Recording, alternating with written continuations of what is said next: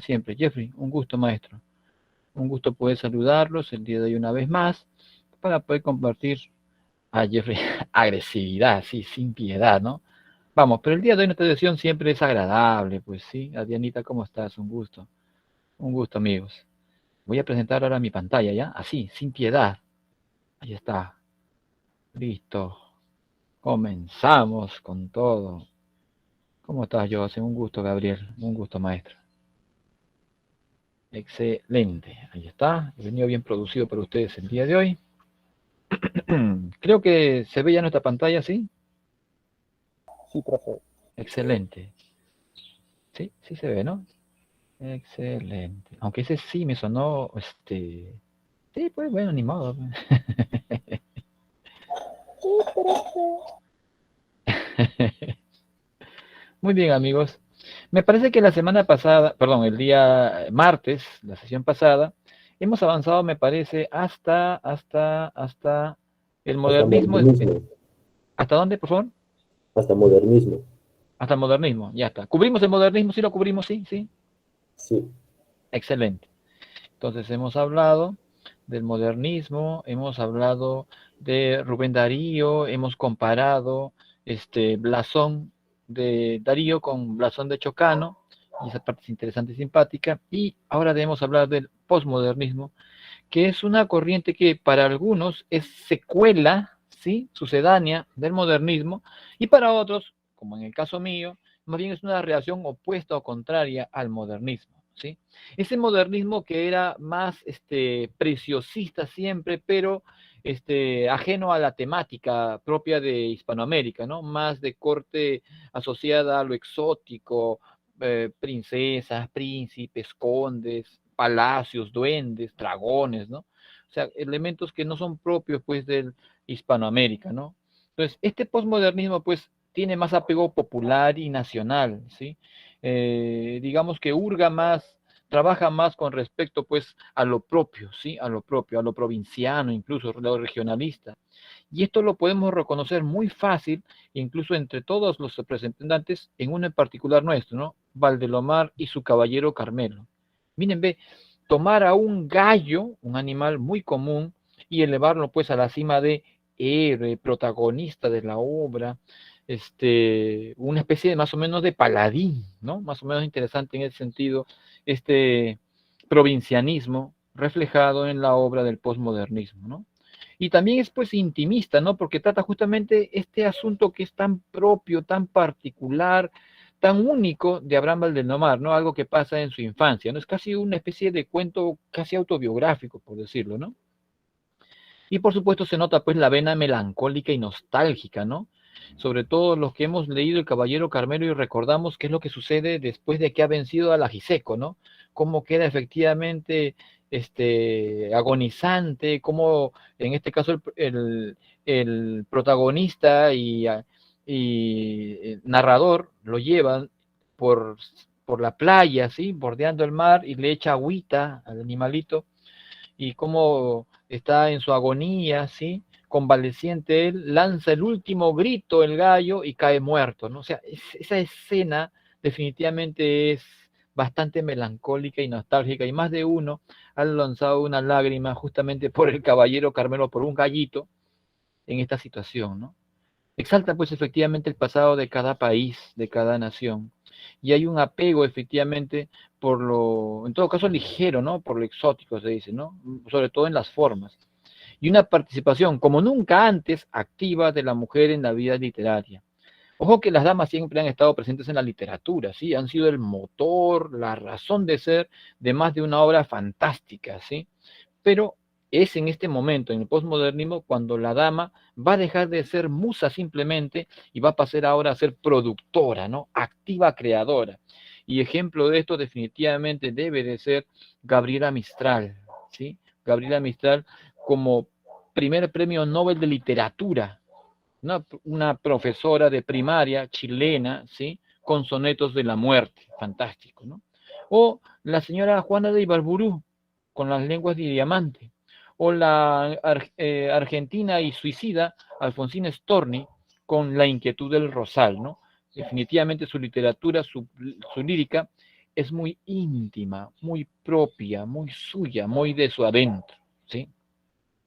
Indiscutiblemente hay que hablar también, pues, de Horacio Quiroga, con cuentos de amor, de locura y de muerte, y por supuesto José Enrique Rodó, el uruguayo, con Ariel, obra que va a marcar un hito importante en la política y en la ideología de toda Latinoamérica en ese momento, al punto que se va a desarrollar una corriente llamada el arielismo, a partir de esta obra, el arielismo, y no tiene que ver con literatura, ni con posturas literarias, ni con modelos, sino básicamente con la temática de Ariel, ¿sí?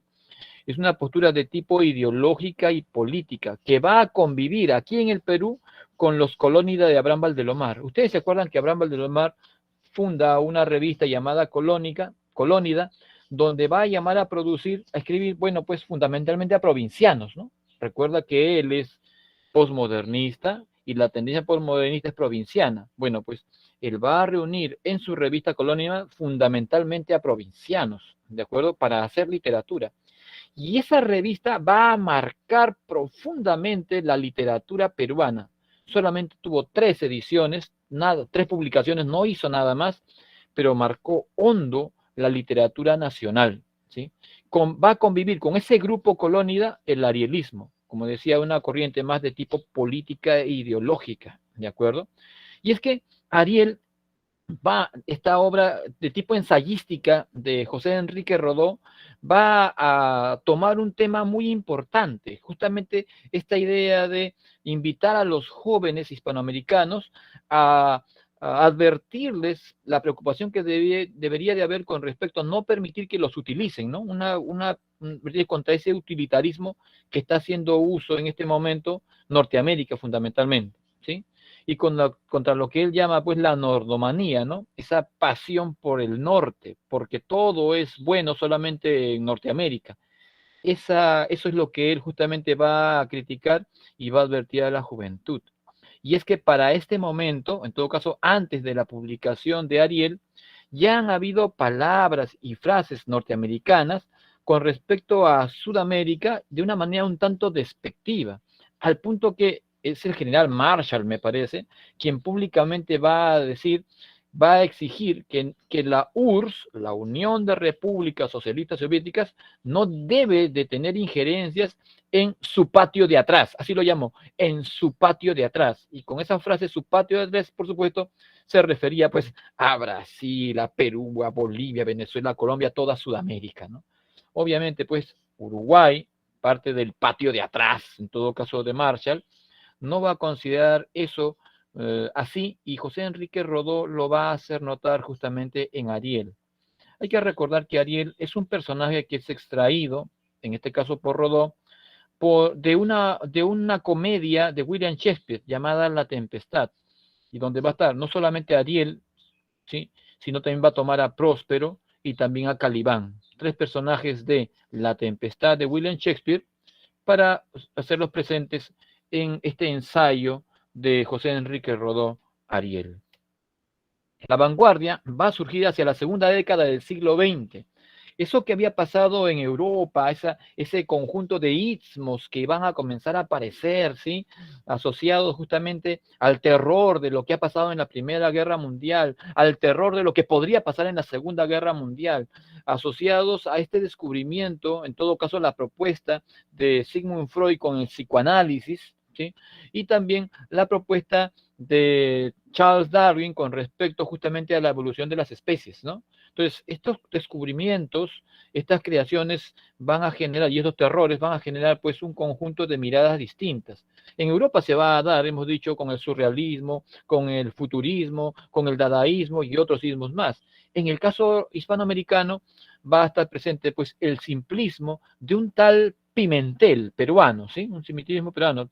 Bueno, fue tan simple que no pasó de ahí, ¿no? Casi no es desconocido hacia el día de hoy. El creacionismo del chileno Vicente Huidobro, ¿de acuerdo? Que tuvo un poco más de eco, el estrellismo mexicano, la poesía concreta brasileña, incluso el ultraísmo, que si bien es cierto, tiene vena europea, se hace muy fuerte aquí, sobre todo en la pluma de Borges, ¿no? En la pluma de Borges. característica de esta vanguardia, podemos señalarlo de esa manera. Un gran no y un gran sí. No a la estética tradicional. Los modelos, la temática tradicional se rompen en el caso de las vanguardias. Es más o menos como una Fiona, más o menos, ¿no? Más o menos una Fiona. Fiona viene justamente a romper un poco la esquemática de la idea de belleza justamente en el cine, ¿no? Eso es lo que hace Fiona, termina rompiendo los esquemas. En ese sentido, analizar Shrek es fantástico. Shrek quiebra los modelos del paladín, el héroe, el caballero galante y demás, y más bien el caballero termina siendo el malo en Shrek, ¿no? Cómo cambian los estereotipos. Esa justamente es una propuesta en la vanguardia. No a la vieja temática que había ya antes, ¿no? A la temática clásica. No al desarrollo lógico de los asuntos. ¿Tú te acuerdas que la literatura clásica se manejaba siempre en 3 momentos, ¿no? Inicio, nudo y desenlace. Y así nos han enseñado también justamente en el colegio, en la primaria, en la secundaria, en la básica, ¿no? Pero la vanguardia rompe esa estructura, al punto tal que gracias a algunas técnicas es capaz de adelantarse y retroceder, saltar de un tiempo y de un lugar a otro permanentemente los hechos, los sucesos, ¿no? O como en el caso de esta obra fantástica de Gabriel García Márquez, Crónica de una muerte anunciada, podemos voltear la obra, ¿no? Y en vez de comenzar por el inicio, podemos comenzar por el final de la obra, ¿no? O sea, ese tipo de juegos los hace justamente, pues, las técnicas de la vanguardia. No a los aspectos convencionales de la forma poética. El formato poético se rompe en la vanguardia. Va a acabar con la métrica, con la rima, con la estrófica, no la va a respetar. Y va a surgir un versolibrismo definitivamente brutal, ¿sí? No a los valores semánticos del lenguaje, incluso el contenido de las palabras van a ser de alguna manera, en este caso, tratados de una manera novedosa, ¿de acuerdo? No, incluso también, a ver, bueno, esos son los grandes no, ¿de acuerdo? Y sí, a los motivos de la vida moderna. La temática ahora va a ser ¿qué? El avión, el tren, la ciudad, el obrero, y si hubiésemos estado en este momento, en todo caso, debería ser seguramente pues el Twitter, Facebook y otros más. Sí, al arte elitista. Es un arte para unos cuantos, no es para todos. Es un arte separado solamente para las personas entendidas nada más. Por ese motivo es que cuando uno va a una exposición de arte pictórico para ver cuadros de la vanguardia, bueno, pues uno se queda sorprendido desde la opinión de los especialistas, ¿no? Cómo se paran dentro de unos cuadros que uno no entiende definitivamente nada, muchas de las veces solamente son manchas ocasionalmente, y el crítico me agrada, se nota fuerza, esos trazos hondos demostrarían más o menos un espíritu arrebatado, entregado a una lucidez incomprensible, y esos tonos fosforescentes, ¡aso, qué barbaridad! Qué hondo, qué profundo, y uno realmente no entiende nada, porque solamente son manchas que va viendo por ahí. Algo parecido, ¿no? Es un arte solamente para especialistas, para entendidos nada más. Sí, a la metáfora, y sobre todo a la metáfora más oscura, ¿sí? A la metáfora pura, a una metáfora que definitivamente llevaría alguna vez la crítica respecto de Vallejo a decir, pues, es un poeta oscuro, de una metáfora hermética, ¿no? Más o menos algo por el estilo. Sí, a los extremismos políticos, sobre todo aquellos que tienen que ver con la lucha de la defensa del débil. De ahí que muchos poetas vanguardistas estén asociados, pues, a nacionalismos y a antiimperialismos. Muchos son de izquierda incluso también, ¿eh? Sí, a expresar justamente esa tensión y angustia metafísica del hombre, que ya se había visto también en el caso de la vanguardia europea, ¿no? Tras la cantidad de miles de muertos en el caso de la Primera Guerra Mundial y el terror de lo que podría pasar en la Segunda Guerra Mundial, ¿no? Entonces, ese tipo de situaciones justamente genera esa tensión, esa angustia metafísica. ¿Para qué estamos aquí? ¿Hay alguna utilidad de nuestra presencia aquí? Y también un gran sí a este nuevo modelo de hacer estructura de versos como es el caligrama, ¿no? El caligrama. Sus representantes más importantes, más encumbrados, van a ser Pablo Neruda, el poeta chileno, Premio Nobel de Literatura, Ricardo Neftalí Reyes Basualto, Nicolás Guillén, con Songoro Kosongo, y suena bonito, ¿no? Songoro Kosongo, más o menos como que tiene swing, más o menos, ¿no? Octavio Paz, el mexicano, con Libertad bajo palabra, el chileno Vicente Huidobro con Altazor, y el argentino Jorge Luis Borges con su obra Fervor en Buenos Aires. De este último diré en todo caso que si hay alguien que merece un premio Nobel y se lo han negado, definitivamente es Borges, ¿sí? Condenable definitivamente. Él mereció más que mucho, seguramente más que el premio Nobel de Literatura del año 2016, mereció más seguramente el premio Nobel, ¿sí? Ahí va. ¿Ustedes saben quién ganó el premio Nobel del año 2016?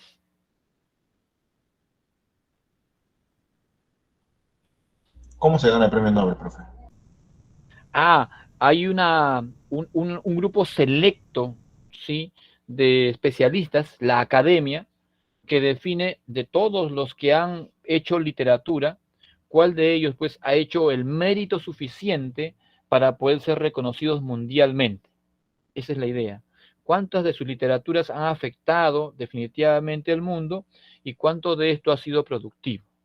De esa manera es como se escoge al premio Nobel de Literatura. Obviamente ellos tienen sus parámetros, ¿sí? Para poder determinar entre obras y obras o entre producciones y producciones, ¿no? Pero en el caso de Borges, por ejemplo, en lo que a mí toca, evaluando el conjunto de narradores, más que nada por su narrativa, honestamente, narradores, definitivamente la producción narrativa de Borges es sobresaliente. Es de la mejor cuentística que puede haber. Si te sientes cool y crees más o menos que mereces recibir de lo mejor, hombre, en narrativa, de lo mejor que hay es Borges. Si no has leído a Borges, si no has leído de la Aleph, si no has leído ficciones, si no has leído historia de la, ¿cómo se llama esta? Se me olvida el nombre completo, es toda una frase, ¿no? Historia de la, creo que es de la trampa universal, algo, es otro concepto, pero va por ahí más o menos la idea. Pero es fantástico, Borges es de lo mejor que hay en cuentística. Pero bueno, pues en el 2016 prefirieron dárselo a Bob Dylan y eso fue interesantísimo. A Bob Dylan. ¿Cómo le entregas un premio Nobel de literatura a alguien que jamás ha escrito un cuento? O un poema, o un ensayo, o una obra dramática? Bueno, pues esa es lo que ha hecho la academia en ese caso, ¿no? Este es un poema extraído de Songoro Kosongo, de Nicolás Guillén. Yambambó, yambambé, repica el congo solongo, repica el negro bien negro, congo solongo del songo, baila yambó sobre un pie, mamatomba, serembe, causaremba, el negro canta y se ajuma, el negro se ajuma y canta, el negro canta y se va, acuememe serembó, ae, yambó, ae, tamba, tamba, tamba, tamba, tamba del negro que tumba, tumba del negro caramba, caramba que el negro tumba, yamba, yambó, yambambé. Y solamente me faltaba aquí nada más la conga, nada más para acompañar más o menos el ritmo. Es ritmo, ¿no? Es ritmo. Justamente este es, digamos, el aporte de Nicolás Guillén en el caso de Canto Negro. Hay otro más aquí, que tengo aquí separado. Miren, y debo tomarme ese tiempo. A ver, un segundo. Un segundo. Disculpen, por favor. Aquí lo tengo. Acá está. Esta es La Muralla, y no es de Enanitos Verdes, que es buenaza La Muralla de Enanitos Verdes, pero este de acá es Nicolás Guillén. Ahí está. Nicolás Guillén, La Muralla. Permítanme, por favor. Para hacer esta muralla, tráiganme todas las manos. Los negros, sus manos negras. Los blancos, sus blancas manos. Hay una muralla que vaya desde la playa hasta el monte, desde el monte hasta la playa, bien allá sobre el horizonte. Esta es buenaza, escuchen. Tuntún, ¿quién es? Una rosa y un clavel. Abre la muralla. Tuntún, ¿quién es? El sable del coronel. Cierra la muralla. Tuntún, ¿quién es? La paloma y el laurel. Abre la muralla. Tuntún, ¿quién es? El alacrán y el cien pies. Cierra la muralla. Al corazón del amigo, abre la muralla. Al veneno y al puñal, cierra la muralla. Al mirto y la hierbabuena, abre la muralla. Al diente de la serpiente, cierra la muralla. Al ruiseñor en la flor, abre la muralla. Alcemos una muralla juntando todas las manos. Los negros, sus manos negras. los blancos sus blancas manos. Una muralla que vaya desde la playa hasta el monte, desde el monte hasta la playa, bien allá sobre el horizonte. La metáfora de la muralla es fantástica. Y la temática es la misma que esta que ustedes ya conocen bien, pero que me permito también leer en este caso. Ahí está.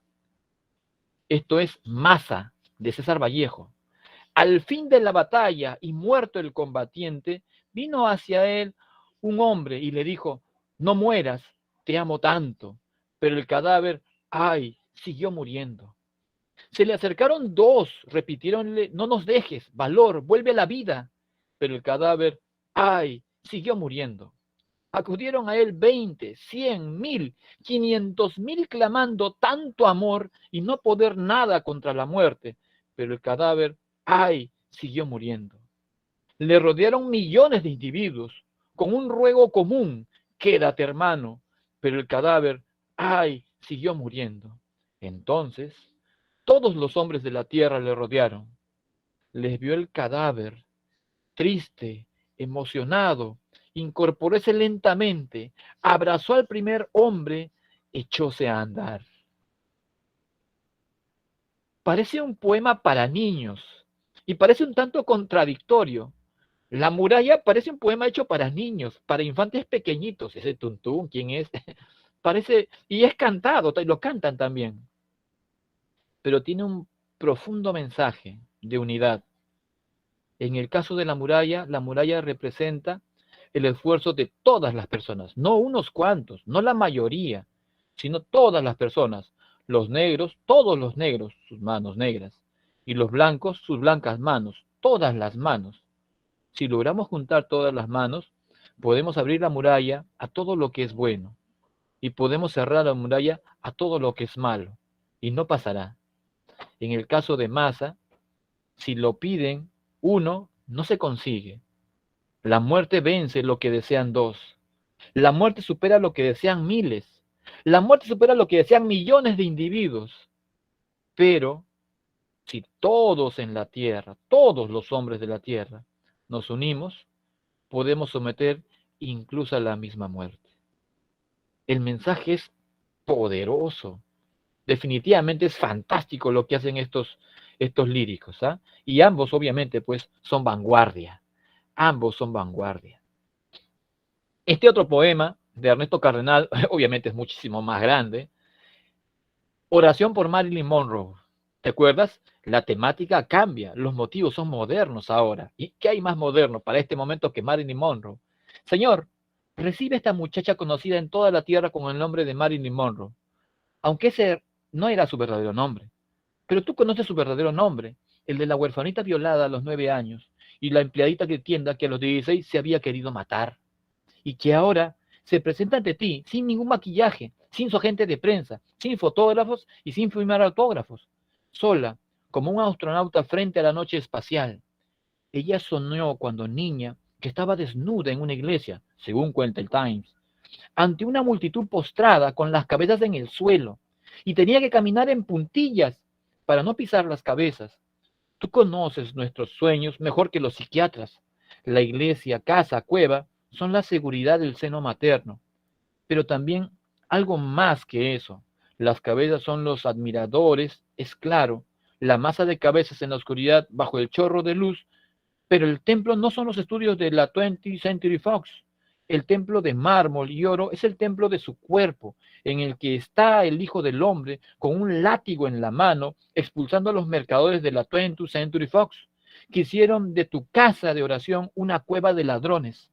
Señor, en este mundo contaminado de pecados y de radiactividad, tú no culparás tan solo a una empleadita de tienda, que como toda empleadita de tienda soñó con ser estrella de cine, y su sueño fue realidad. Pero como la realidad del Technicolor, ella no hizo sino actuar según el script que le dimos, el de nuestras propias vidas, y era un script absurdo. Perdónala, Señor, y perdónanos a nosotros por nuestra 20th Century, por esa colosal superproducción en la que todos hemos trabajado. Ella tenía hambre de amor y le ofrecimos tranquilizantes. Para la tristeza de no ser santos, se le recomendó el psicoanálisis. Y continúa. fantástico, ¿cierto? Obviamente se nota claro la vanguardia de Ernesto Cardenal y también se nota evidentísimamente su esencia o su, si quieres, sus preconcepciones de corte religiosa, ¿no? Es que Ernesto Cardenal es religioso, pues, es un hecho. El regionalismo, este movimiento, también llamado literatura regionalista o literatura de la tierra, sobre todo que surge a inicios del siglo XX, promedio del 20 al 40, se caracteriza fundamentalmente porque el tema que domina siempre esta literatura es el conflicto. Por un lado, la civilización y por otro lado, la barbarie. Por un lado, la ciudad y por otro lado, el campo. Por un lado, la cultura y por otro lado, la incultura, ¿no? Esa es la idea justamente de la civilización y la barbarie. Fundamentalmente se va a desarrollar en narrativa. Fundamentalmente es un género, es una propuesta de corte narrativa, novelas, fundamentalmente. Hace una crítica a la situación de dependencia de Latinoamérica ante los Estados Unidos, lo que anunció el posmodernismo y que avisó Rodó con Ariel se ha hecho una realidad. Y es la literatura de la tierra la que va justamente a criticar esto. Por ese motivo va a pretender una integración entre indígenas y criollos. ¿Para qué? Para criticar o para oponerse justamente a ese latifundismo que está imperando en este momento. Es de carácter realista y objetivista, ¿sí? Resalta fundamentalmente las costumbres de cada país, así que de alguna manera también es nacionalista. La pampa argentina, la llanura venezolana, el bosque de Colombia, el Cauca. Y presenta muchos simbolismos y alegorías. Es fundamentalmente eso, simbólico y alegórico. De ahí que en más de una obra, como en el caso evidentísimo de Doña Bárbara, Bárbara, miren ese nombre, Bárbara, va a representar ¿qué cosa? La barbaridad, la incivilización, la incultura, la vehemencia de de esa ignorancia justamente. Y su opuesto, ¿sí? Su opositor, su antónimo, su antagonista en todo caso, quien va a ser Santos Luzardo, va a representar a la civilización, a la cultura, a la ciudad. Y al final, siempre en ese conflicto, siempre en este conflicto, quien va a triunfar va a ser la civilización. Así en Doña Bárbara, haciendo una pequeña síntesis, Doña Bárbara es una mujer hermosa, bellísima definitivamente, pero con un odio hacia los hombres fuerte.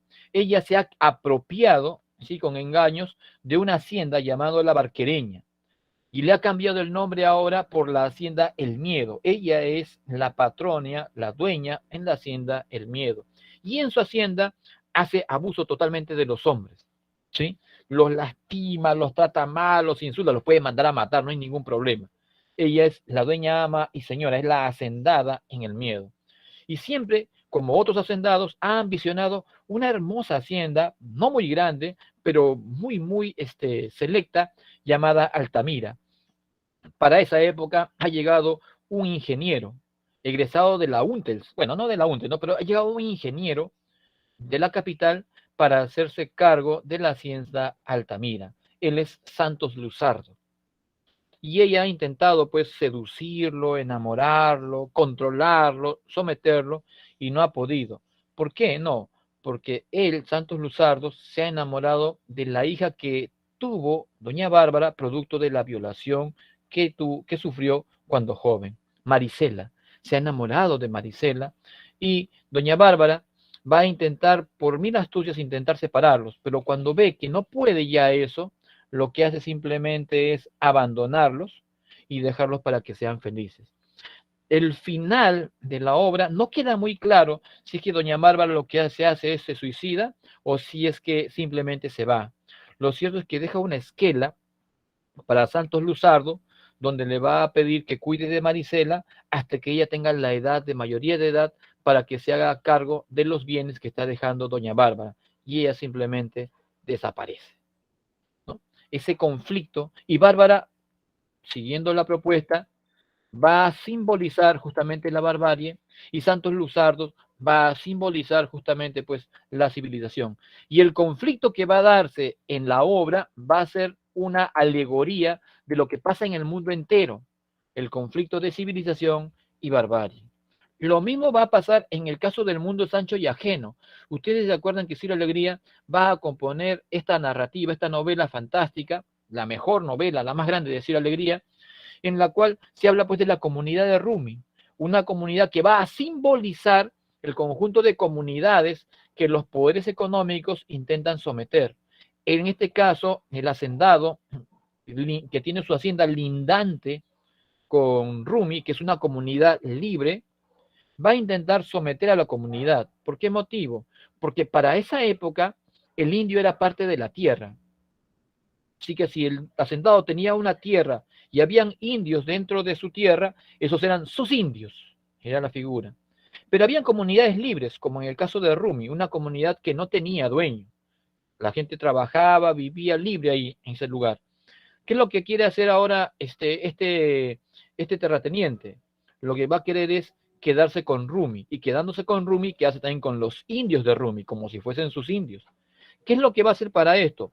Va a ser una estratagema de corte legal, va a correr sus linderos y va a denunciar ante el Poder Judicial que la comunidad de Rumi se encuentra dentro de sus linderos. La comunidad de Rumi no está dispuesta a aceptar eso. Van a contratar un abogado, van a ir a juicio, el abogado le va a decir, no hay ningún problema, esta es una pelea ganada. Todo el mundo sabe que Rumi es libre. No puede mover sus linderos, es imposible. Solamente necesitamos presentar un par de escritos ante el Poder Judicial y tenemos el hecho ganado, no hay ningún problema. Pero necesito que paguen para que pueda yo hacer esos documentos y los haga ingresar a la mesa de partes, ¿no? Al Poder Judicial. La población consigue dinero, le paga para que haga eso y le dice, no, vayan tranquilos, yo me encargo de esto. Tiempo después, nuevamente, su alcalde, Rosendo Maki, quien va a representar la autoridad del pueblo, que no es respetada por los poderes económicos y políticos, Rosendo Maki se va a acercar nuevamente donde el abogado le va a decir, está ganado, necesitamos ingresar un par de registros más, la evidencia de la propiedad de ustedes, la toma de fotos del lugar, los linderos, etcétera. Vamos a hacer todo ese recorrido y vamos a ingresar los documentos. Necesitamos que manden más dinero. La comunidad ha juntado dinero, le paga una vez más y va a hacer eso continuamente durante la obra. Hasta que va a llegar un momento en el cual el abogado le va a decir, así son las cosas. En estas cosas se gana y se pierde. Y pues hemos perdido.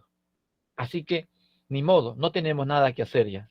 Ha ganado el hacendado. La comunidad se siente triste. A Rosendo Maki, la gendarmería, lo ha tomado a la fuerza y lo ha golpeado y lo ha dejado colgado, ¿sí? De los brazos lo ha dejado colgado, acusándolo de azuzar a la población en contra del señor hacendado. Rosendo Maki ha muerto en la cárcel. La comunidad elige un nuevo alcalde, Benito. Benito, que ha sido un ahijado de Rosendo Maki y que de adolescente ha huido hacia la costa y ha conocido lo que es trabajar en una empresa, en una fábrica de harina de pescado, que ha conocido lo que es una agrupación de un sindicato, agrupación de trabajadores, que lo que ha conocido lo que es huelga, lo que son paros, lo que son los derechos sociales, los derechos humanos, ha regresado ahora a la comunidad de Rumi y ha levantado a la población. No vamos a permitir ese abuso. ¿Qué hacemos entonces? Nos mudamos más arriba y van a mover la comunidad más a la altura. La comunidad. ¿Qué es lo que hace el hacendado? Esas tierras también me pertenecen a mí, es lo que va a decir. Benito no está dispuesto ya a aceptar nada y va a enfrentarse a la gendarmería junto con los pobladores de la comunidad de Rumi. La gendarmería desde abajo va a disparar a los pobladores. Ellos están en la cima ya y van a caer heridos. Algunos van a huir, otros van a morir. Benito va a caer herido de un tiro y le va a decir a su esposa que está a su costado, ¡huye! La mujer va a agarrar a su bebé en brazos y va a dar un paso y va a volver nuevamente mirándose a Benito, que está herido, agonizante, y le va a preguntar, ¿a dónde? Y va a surgir la frase que hace título de la obra, a donde sea. Total, el mundo es ancho y ajeno. Fantástico. El simbolismo es fantástico. Ahí también va a estar, por supuesto, José Eustacio Rivera con La Vorágine, Ricardo Giraldes con Don Segundo Sombra, Mariano Azuela con Los de Abajo y Jorge Icaza, el ecuatoriano, con Huasipungo.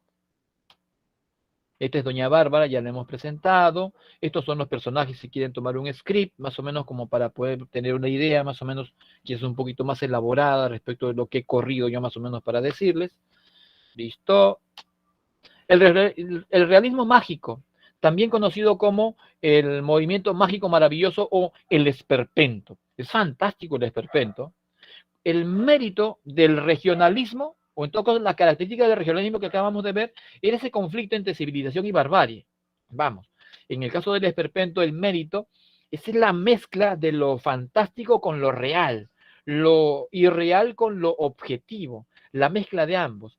Pero ¿cómo logras eso? La propuesta en este caso, de los teóricos del realismo mágico es esta. La mejor manera de presentar lo fantástico como real es simplemente presentar lo fantástico sin preocuparse por explicarlo. ¿Para qué lo explicamos? Lo damos por un hecho real nada más. Es fantástico. Nadie se pregunta por qué. ¿Por qué motivo vuela Superman? ¿O cómo es que las balas le rebotan? ¿O cómo es que puede ver a través de las cosas? Porque lo dan por un hecho. Entonces, lo mismo hace el realismo mágico. Toma las cosas fantásticas y las presenta como un hecho nada más, y no las explica. Un ejemplo muy bueno de esto debe de ser seguramente la obra de Gabriel García Márquez, como un modelo también esperpéntico, El Otoño del Patriarca. En El Otoño del Patriarca, la obra inicia cuando un gallinazo ha roto una ventana de la casa del patriarca. Cuando ha pasado eso, la gente se ha acercado, el pueblo se ha acercado para ver la casa del patriarca. Le tenían un miedo terrible al patriarca. Se han dado cuenta cuando ha llegado frente a su jardín que estaba todo abandonado, sucio, lleno de estiércol de ganado, como si no viviese ahí nadie. El pasto estaba crecido sin ningún cuidado. Han abierto la reja, han ingresado y han visto la puerta entreabierta de la casa del patriarca. Han empujado y una pestilencia ha salido de ese lugar terrible, una hediondez inaudita.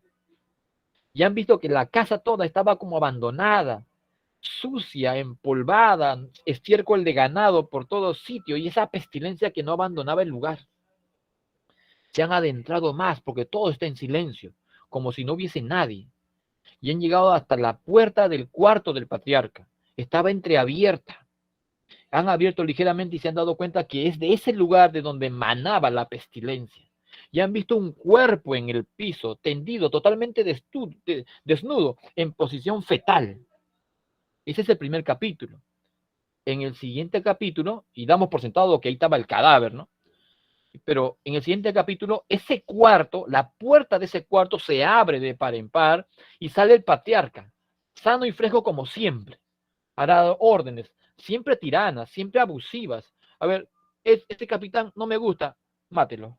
¿Usted quién es, sargento? Ahora es capitán. El general, córtenle la cabeza, por favor.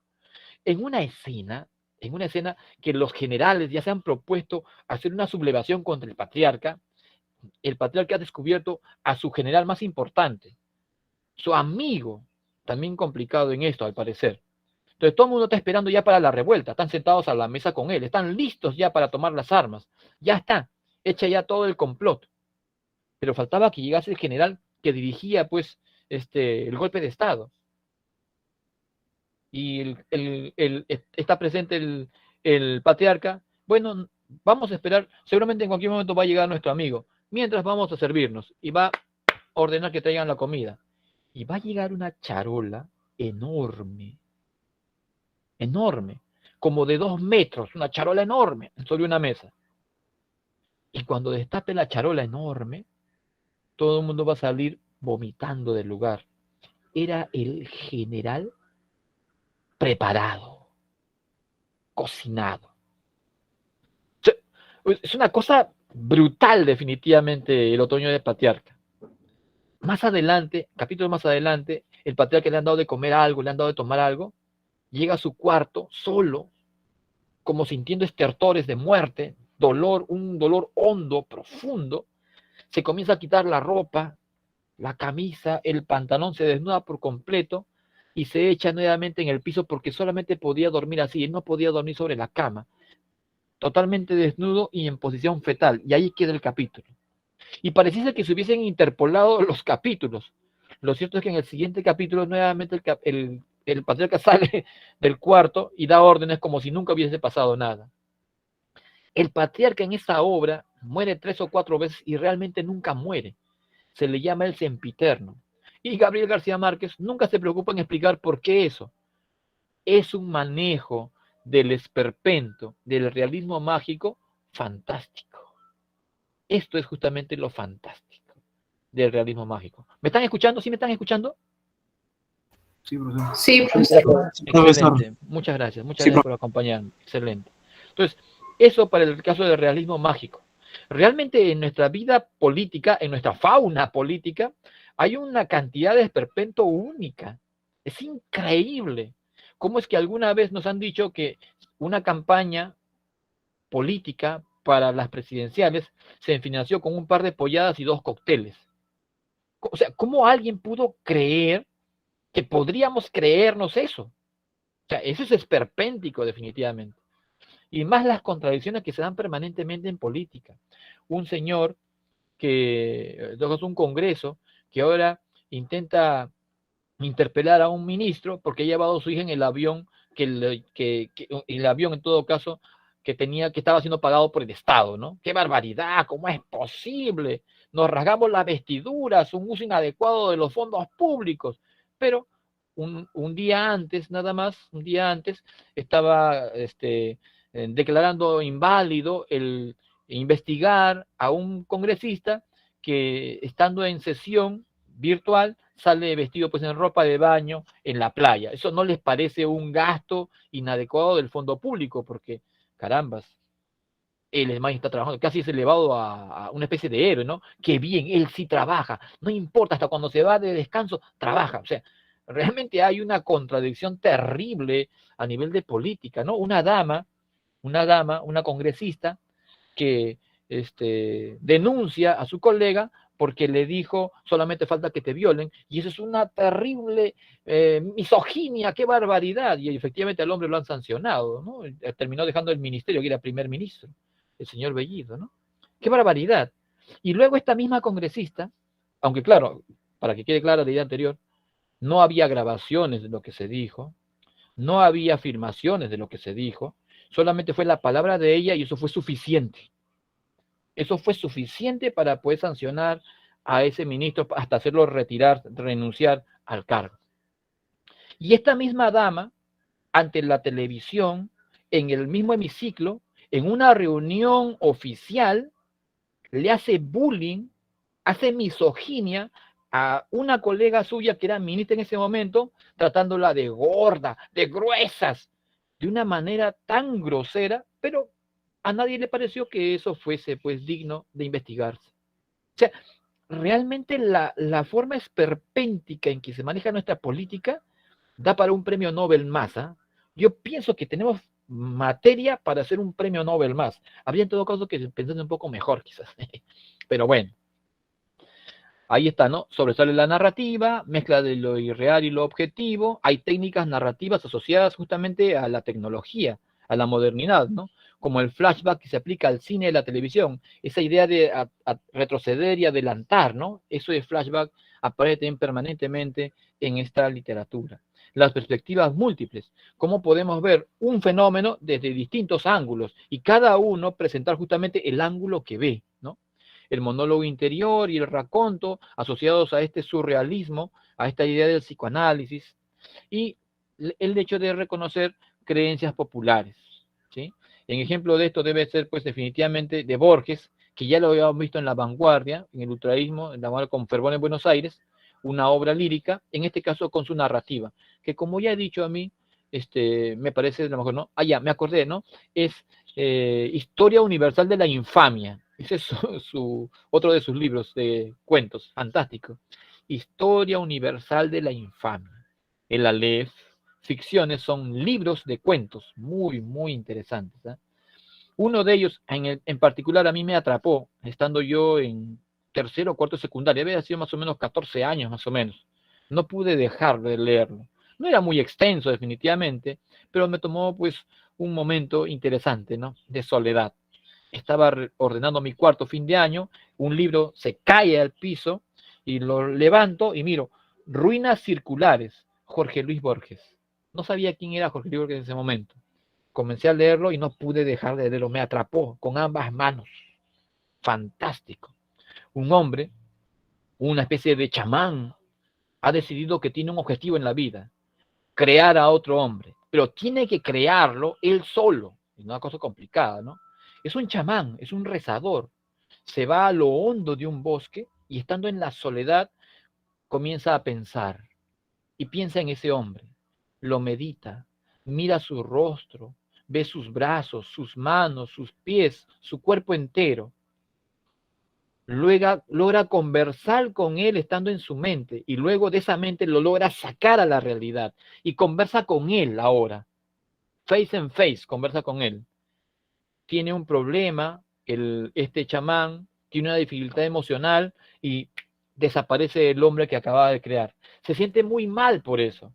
Toma un tiempo de espera y nuevamente continúa con su propuesta, pero ahora va a ir más atrás, va a pensar en las células, los tejidos, los órganos, los sistemas, va a revestir y armar el cuerpo, le va a dar color a la piel, color a los ojos, color al cabello, las facciones y le va a dar personalidad. Y después de todo ello va a sacarlo de su mente y va a conversar con él. Y ya existe, es una realidad, está ahí, solamente que, como toda cosa que es creada de la mente, no está sujeto pues a los avatares físicos.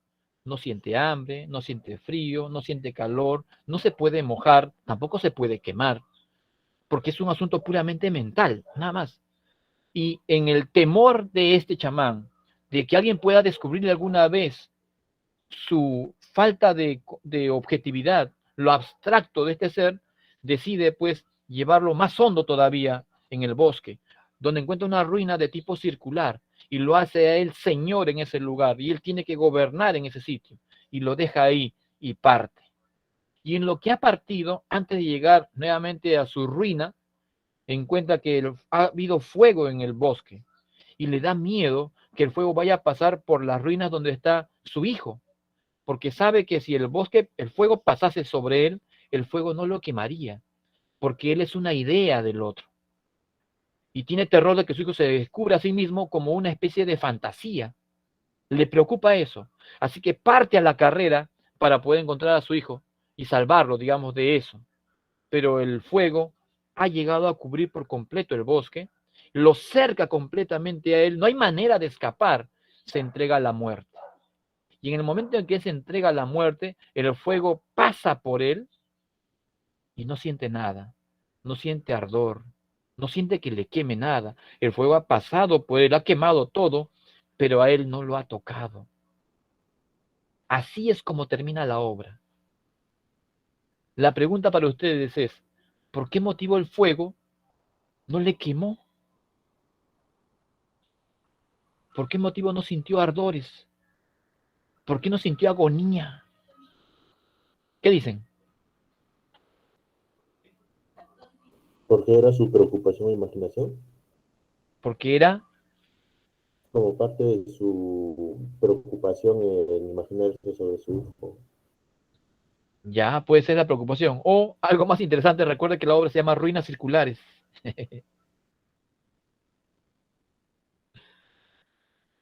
Porque él también era el pensamiento de alguien más. Ruinas Circulares, fantástico, maestra. Así es, así es, así es. Él era el sueño, la imagen, la creación de otra persona. Fantástico, ¿sí o no? A mí me atrapó el cuento en esa mi adolescencia y después me decía, necesité beber más de Borges, ¿ah? Fantástico, Borges.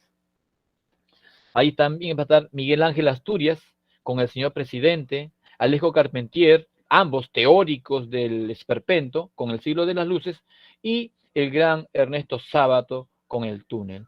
Este Ernesto Sábato es de carrera físico. Miren, interesante, él es físico de carrera. y enseña en la universidad. ¿Qué creen que enseña en la universidad?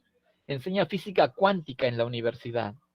Así que este físico va a escribir esta novela, El túnel. Y cuando termine de hacer el manuscrito, le va a entregar a sus amigos para que le den una chequeada y le digan qué les parece. Sus amigos van a tomar el documento y le van a decir después de la chequeada, dedícate a tu física, no te metas en narrativa, estás perdido para eso, no sirves para eso. Sin embargo, él va a publicar El túnel, a pesar de lo que han hecho sus amigos, va a publicar El túnel. Y El túnel va a ser una revelación. Va a tener que hacer más tiraje, porque se agotó la obra. Luego va a escribir otra segunda obra sobre héroes y tumbas. Honestamente, para mí mejor que El túnel, ¿eh? Buenísima. Más extensa, por supuesto, que El túnel, pero buenísima, definitivamente. Y después va a escribir una tercera obra que es Abadón el Exterminador. Y esa obra, Abadón el Exterminador, en esa obra, el mismo Sábato va a ser un protagonista. Es interesante el juego que hace. Bueno, pues definitivamente es juegos narrativos interesantes. Aquí está El túnel, un extracto, en todo caso, el argumento. La historia la cuenta en primera persona Juan Pablo Castel y va a narrar cómo mata a su amante, a María Iribarne, cómo lo hace, cómo le descubre efectivamente, aparentemente, pues una cultura, una actitud pues de traición permanentemente, y esa idea lo va a atormentar terriblemente hasta llevarlo pues a asesinarla. Y va a dar los detalles justamente del asesinato. Comienza con una noticia como de tipo policial, más o menos, ¿no? De la muerte justamente de María Iribarne y que está todavía en investigación quién sería el responsable, ¿no? Y Juan Pablo Castel va a comenzar a contar la historia en primera persona, yo lo hice y demás, ¿no? Contando cómo fue que se fueron desarrollando los hechos. ¿Cómo fue que se fueron desarrollando? Qué redundante, ¿no? En todo caso, ¿cómo se fueron desarrollando los hechos? El boom latinoamericano se va a dar entre la década del 60 y del 70, fundamentalmente va a ser un fenómeno de corte editorial, lo que quiere decir que en términos generales las técnicas narrativas que se van a desarrollar aquí, vasos comunicantes, novela total, obra abierta, tiempo circular y las formas del esperpento y más, bueno, pues obedecen realmente al desarrollo literario, ¿no? Pero lo que aquí es fundamental es que hay un fenómeno editorial. Como nunca antes en la historia, la gente está preocupada por leer. La gente lee permanentemente. Así que quien escribe en este momento está cubriendo una necesidad social y comienza a surgir, como nunca antes, pues la idea de ganancia en el caso de la obra literaria. Jamás ninguno de estos llegó a hacerse rico por lo que escribía. Trabajaba en otras áreas. Eran agregados culturales, profesores, científicos, hacían otras cosas. Y como parte de su desarrollo, escribían alguna novela, algún poema, algún cuento. Pero en el caso del boom, esta gente se va a dedicar como si fuese una especie de empresa. Cada uno se va a dedicar a escribir porque eso es lo único que hacen. De eso es de lo que viven y sus riquezas surgen a partir de lo que escribe, como nunca antes. Fundamentalmente se hace narrativa, mencionamos algunas técnicas, y significó la internacionalización de muchos jóvenes autores latinoamericanos. Entre ellos, por supuesto, va a estar Gabriel García Márquez, Gabo, el colombiano, con 100 años de soledad, El otoño del patriarca, va a estar aquí El coronel no tiene quien le escriba, va a estar también aquí El amor en los tiempos del cólera. Va a estar Carlos Fuentes, el mexicano, con la muerte de Artemio Cruz. Juan Rulfo, con su obra más representativa, y también me parece que la obra que no pudo él mismo superar, Pedro Páramo. La historia justamente de una especie de fantasmas en una comunidad que va a dar origen después al Macondo de 100 años de soledad, en Comala. Julio Cortázar, con su Rayuela, una obra que es casi una especie de entrenamiento y muy lúdica. Ustedes se acuerdan de la Rayuela, ¿de acuerdo? En el caso peruano, en todo caso para mi época, lo llamábamos mundo. Y luego ya he visto que lo llaman aeroplano, más o menos, ¿no? Se hace un gráfico en el piso, que tiene un círculo al fondo, que es el mundo, cuadros, brazos extendidos del cuadro, otro brazo extendido, y llega hasta una línea. Y cada uno está separado por cuadros, ¿no? Hasta llegar al mundo, al centro. Perdón, a la parte más alta. Y lanzamos una teja y saltamos sobre cada uno de esos cuadros, en un pie, en dos pies, etcétera, de cosas. Eso es justamente la rayuela en el caso argentino, ¿no? Y en esta obra, bueno, pues al inicio de la obra se presenta un cuadro que tiene una secuencia de números, al parecer de modo aleatorios. Y dice el autor, bueno, pues puedes leer esta obra de dos maneras, ¿no? O incluso de más maneras. Una, puedes leer como siempre lees, de la página 1, 2, 3 y siguiendo el encadenamiento, la secuencia. Si lees así, en la página tal ya acabaste de leer, no tienes que leer nada más. Es lo que dice el autor. Y eso sería solamente, creo, un tercio de la obra nada más. También puedes leer como te proponemos en este cuadro, saltando de esa manera, de un capítulo 3 al capítulo 15, del capítulo 15 al capítulo 1, del capítulo 1 al capítulo 2, del capítulo 2 al 20, y vas de esa manera saltando, que es la manera más recomendada. O puedes leer como te dé la gana, como te guste. Total, la lectura debe ser un ejercicio, pues, personal. Y es interesante definitivamente lo que presenta en Rayuela.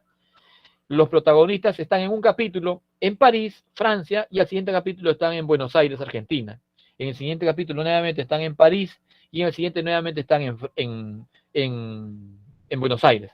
Y hay ese salto permanente de un lugar a otro. Y nunca han tomado avión, nunca han ido en barco, nunca han ido en nada de eso. Entonces, eso es interesante en el caso de Rayuela. Mario Vargas Llosa, con la obra que inicia el boom latinoamericano, La ciudad y los perros, ¿no? Una novela de tipo autobiográfica, ¿no? Donde Mario Vargas Llosa va a ser también, pues, un protagonista, ¿no? El poeta. El poeta va a ser Mario Vargas Llosa, va a ser la historia en la cual el jefe de todos, el más importante de todos, va a ser el jaguar. Se va a hablar del hecho de la muerte del esclavo, ¿sí? Aparentemente por un tiro detrás de la cabeza, de lo cual culpaban, pues, a el jaguar. Y todo esto sucede, pues, en un colegio militar, ¿no? En el Leoncio Prado. Laura Esquivel, la mexicana, con Como agua para chocolate, un libro que tiene muchas recomendaciones para los jóvenes. Isabel Allende con La casa de los espíritus, donde se va a narrar casi al estilo, según críticos, de García Márquez, casi copiando el estilo de García Márquez. Esto es Pedro Páramo. En líneas generales, Pedro Páramo es la historia de una persona que cuenta el fantasma, de una historia contada por el fantasma. Pero vamos, ¿cómo inicia la obra? Juan Preciado es un hombre que está quedando prácticamente en este momento huérfano. Su madre, en su agonía, le hace jurar que va a regresar, va a ir a buscar a su padre. ¿Qué le va a decir su madre? Prométeme que a mi muerte vas a ir a Comala y vas a buscar a tu padre Pedro Páramo, le dice, ¿no? No le vas a pedir nada, que no te regale nada, pero que pague estas ausencias que nos ha tenido durante todo este tiempo, esta pobreza en la que hemos vivido. Juan Preciado, en ese momento, pues, en la agonía de su madre, le promete, le jura lo que sea en ese momento. No pensaba cumplirlo, pero con el tiempo se dio cuenta de que, bueno, pues sería bueno cumplirlo, hacerlo, ¿no? Y va a viajar a Comala. En el camino se va a encontrar con un hombre en una carreta. Se va a encontrar con el bueno de Abundio Martínez. Y Abundio Martínez le va a decir, amigo, ¿a dónde se dirige? Y Pedro Páramo y Juan Preciado le va a decir, voy a Comala, le dice. Ah, yo voy por ahí, súbete, le dice. Y te dejo por el camino. Y van conversando por el camino. ¿Y usted cómo se llama? Yo soy Abundio Martínez. ¿Y usted? Yo soy Juan Preciado, le dice, ¿no? Juan Preciado. Juan Preciado, le dice, sí, sí. Y si se puede saber a qué está yendo usted a Comala, le dice. Estoy yendo a buscar a mi padre, le dice. ¿Así? ¿Y cómo se llamará su padre? Mi padre se llama Pedro Páramo, le dice. ¡Ah, qué coincidencia! También es mi padre, le dice. Y efectivamente, Abundio Martínez también era hijo de Pedro Páramo, solamente que como muchos de los hijos de Pedro Páramo, era un hijo ilegítimo, un hijo ilegítimo. Y conversan más y le dice Juan Preciado, pero Abundio le va a decir a Juan Preciado, bájese de aquí, y aquí va a caminar de frente, derecho, va a encontrar la casa de la señora Eduviges, le dice. Está justamente a la entrada de Comala, le va a decir, ¿no? Listo. ¿Y sabe algo de mi padre? Ah, Pedro Páramo murió, le dice. ¿Murió mi padre? ¿Estás seguro de eso? Le dice. Claro, y la carreta se está alejando. Claro, Pedro Páramo murió porque yo lo maté. Y ese ese grito se pierde en el horizonte y cuando Juan Preciado mira hacia el horizonte donde está quedando la carreta, se da cuenta que la carreta es como si hubiese avanzado tan rápido y comienza a desvanecerse, como si una neblina lo hubiese cubierto, ya no puede ver la carreta. Se queda sorprendido, sigue caminando siguiendo la ruta que le ha dicho Abundio, llega hasta una casa, una casucha vieja, ¿sí? Toca la puerta y abre una señora, una vieja, la vieja Eduviges. Hola, mijito, te estaba esperando. Tu mamita me había anunciado tu venida. Y Juan Preciado, pero mi mamá nunca me habló de usted y mi mamá, señora, ha muerto, le dice. Ay, de razón, la Doloritos, le dice. De razón se oía tan lejana. Su almita seguramente estaba comunicándose nada más, le dice. Bueno, Juan Preciado queda un poco pensando pues que la dama pues estaría medio loca tal vez, ¿no? Lo cierto es que después va a pernoctar en el lugar y va a salir en búsqueda de Comala y va a encontrarse con otras personas y le van a preguntar, ¿y dónde has estado? Bueno, he estado en la casa de la señora Eduviges, le dice. Ay, sí, la pobrecita Eduviges, sí, también se murió pues ella. Le pregunta a Eduviges, ¿y cómo llegaste aquí? Un señor Abundio. Ay, pobrecito el Abundio, también se nos murió pues el Abundio, tan bueno que era él. Y cuando se da cuenta, cada persona con la que le habla, le dice que la persona última con la que se encontró había muerto. Y todo en una comunidad de fantasmas. Esa noche él descansa y en medio del sueño escucha ruido, escándalo, los perros ladrando, los niños gritando, riendo, la bulla de una fiesta, como en una cantina, gritos, peleas de borrachos, y la campana sonando al fondo, tum, tum, tum, permanentemente. Un escándalo terrible.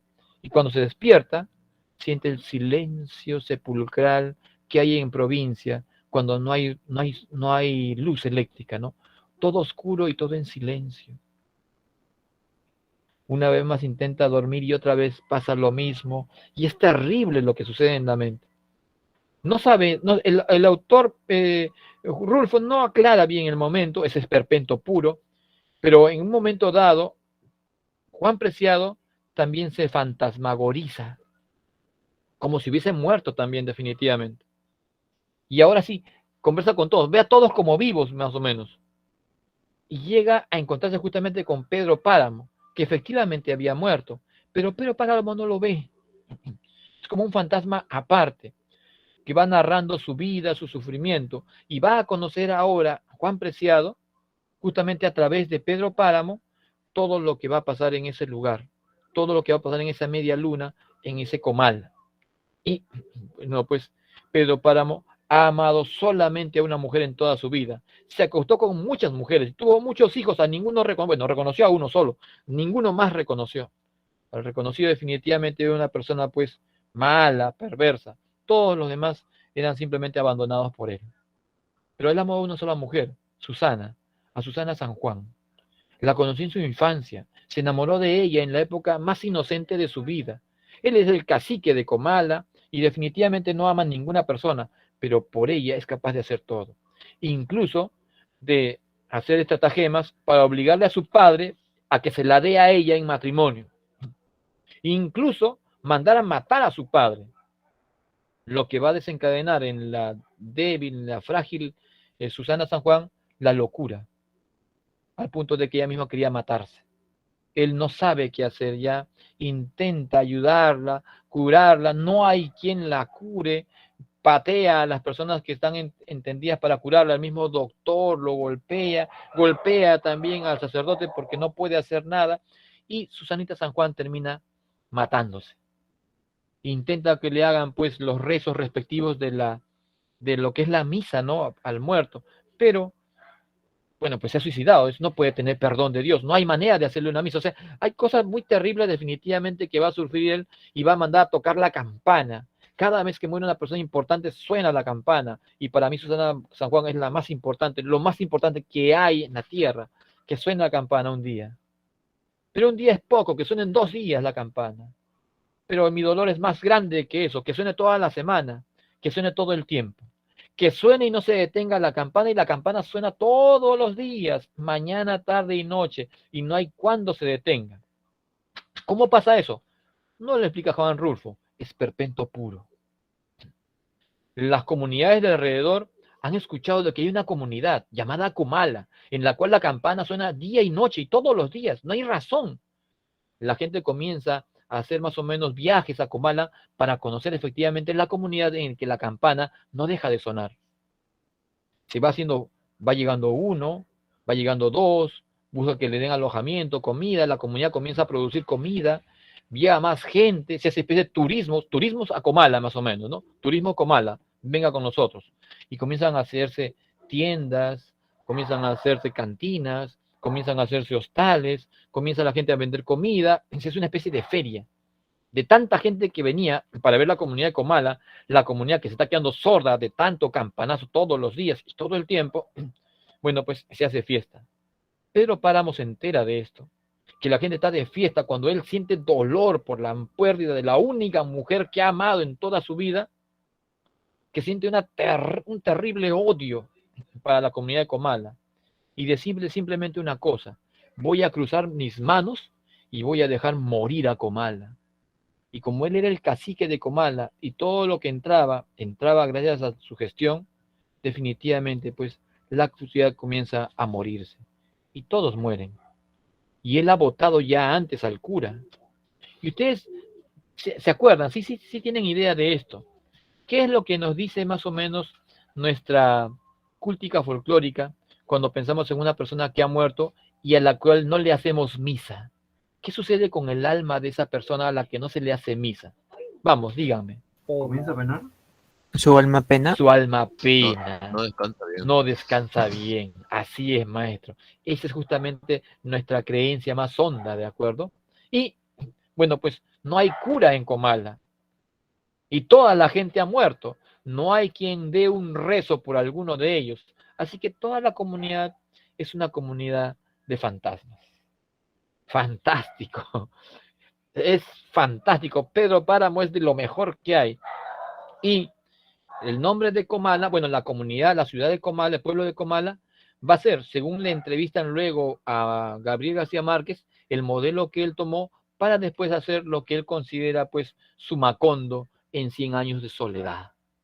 Este es un cuadrito pequeño justamente respecto de este 100 años de soledad, como de alguna manera esta constante de tener vidas de parejas entre familiares, ¿sí?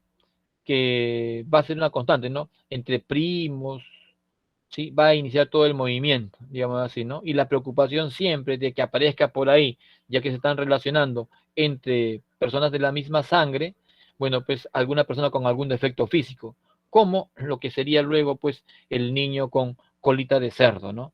Ahí está. Y esto es interesante también, ¿saben por qué?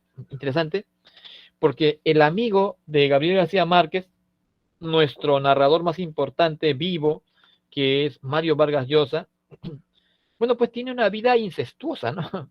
Porque él, jovencito nada más, se va a casar con su tía, ¿sí? Y después de haberse casado con su tía, va a abandonar a su tía estando en Francia y se va a unir a su prima Patricia, ¿no? O sea, esa idea del incesto en su amigo Mario Vargas, porque eran amigos en ese momento, bueno, pues de alguna manera tiene algo que ver, no estoy seguro si tiene algo que ver, pero en todo caso se puede encontrar alguna línea por aquí, ¿no? Esta relación entre primos que va a dar entre José Arcadio Buendía y Úrsula Iguarán, que va a dar después, pues como hijos a José Arcadio, a Amaranta y al coronel Aureliano, ¿no? Rebeca es una chica que ellos han adoptado, ¿no? Que ellos han adoptado. Este coronel Aureliano Buendía justamente va a ser el que va a iniciar la obra. La novela inicia con justamente cuando él conversa, él habla justamente de lo que hacía su padre, José Arcadio Buendía, cuando lo llevaba a conocer el hielo, ¿sí? El coronel va a pelear muchas veces, ¿sí? Va a participar de 32 guerras, nunca va a ganar, y va a tener 17 hijos llamados de la misma manera, aurelianos. 17 aurelianos van a haber. va a estar también, va a relacionarse también con Pilar Ternera, ¿sí? Y José Arcadio, su hermano, se va a relacionar con Pilar Ternera y van a dar por hijo, por un lado a Arcadio y por otro lado a Aureliano José. De esa manera van a continuar las relaciones y va a surgir pues de Arcadio y de Santa Sofía de la Piedad, Remedios la Bella, va a aparecer también los gemelos Aureliano II y también José Arcadio II. Esta mujer, aquí a ver, aquí está la siguiente fase. Estos gemelos van a relacionar con Petra Cotés, ¿sí? Y cada vez que Aureliano II tenga intimidad con Petra Cortés, con esta mulata, milagrosamente el ganado de Aureliano II va a reproducirse fantásticamente, ¿no? Y nuevamente el esperpento, ¿no? ¿Cómo pasa eso? Realmente no importa, ¿no? De esta línea, con Fernanda del Carpio, va a surgir Meme y Renata Remedios, y ella, junto con Mauricio Babilonia, van a dar por hijo a Aureliano Babilonia. Y por esta misma línea, ¿sí? Por esta misma línea, con Gastón, van a dar por hijo a Amaranta Úrsula, ¿sí? Ahí está. Y luego esta Amaranta, con Aureliano Babilonia, que es hijo también de esta misma línea de sangre, van a dar juntos a este Aureliano último, que es el niño con la colita de cerdo. Este Aureliano Babilonia, quien va a terminar la obra, quien va a descubrir lo que estaba escrito en los pergaminos de Melquiades. Y en los pergaminos de Melquiades se decía esto, que cuando se descubra el secreto escondido en estos pergaminos, en ese mismo momento Macondo desaparecerá. Así que cuando Aureliano Buendía o Babilonia descubre el misterio, en ese mismo momento aparece un torbellino que desaparece a todo Macondo. Ese es el final de 100 años de soledad. Fantástico, ¿cierto? Fantástico. Esto, pues, jóvenes, es la obra, ¿de acuerdo? Y ahora voy a darles rápidamente claves de respuesta nada más, ¿de acuerdo? ¿Sí? Porque el tiempo ya definitivamente ha sido terrible con nosotros. A ver. Listo, con su ficha de trabajo. ¿Están conmigo? ¿Están conmigo todavía? ¿Sí me están acompañando? Sí, profe. Sí, profesor. Excelente, muchas gracias. Todavía me quedan algunos todavía. Ya el resto se fue a almorzar, está cansado seguramente también. Vamos. 1.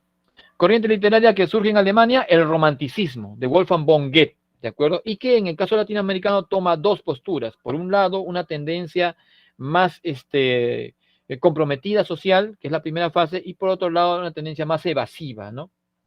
2. Corriente literaria que se caracteriza por la búsqueda de estética. Perdón, dígame. Todas las respuestas están ahí. Ahí está, ¿no? La respuesta es la clave dedo.